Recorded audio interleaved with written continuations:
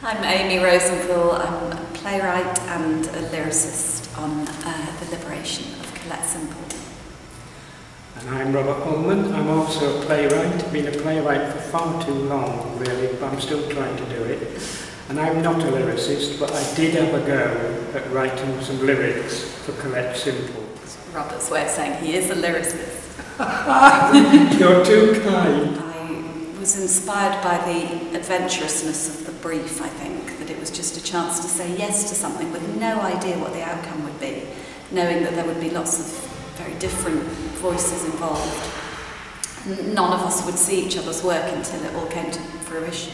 I met Natalie Carrington because she came as a guest of one of the actors to a press night of mine at the Dom. He asked me if I would write a song for this cabaret musical she wanted to do, and I kept saying no, and she asked me so often that in the end it was just easier to say yes. And so I found myself having a go at writing a song, and I thought it was a fascinating thing. The short answer is no. I only wish I could, because it might help, actually. I tended to think of it more as trying to write a poem. I did have music in my head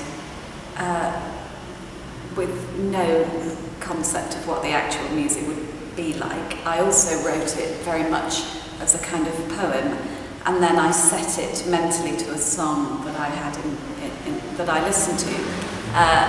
And of course, the result is very, very different from what I had in my mind, and much better.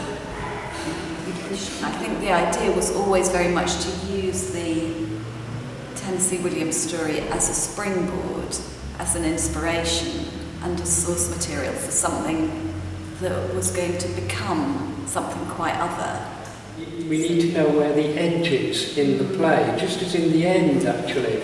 There is an edge in what Tennessee Williams writes. It's what makes him a brilliant writer, you know, a writer that stands the test of time, is that he wrote plays that were finally bigger than him, as all writers try and do.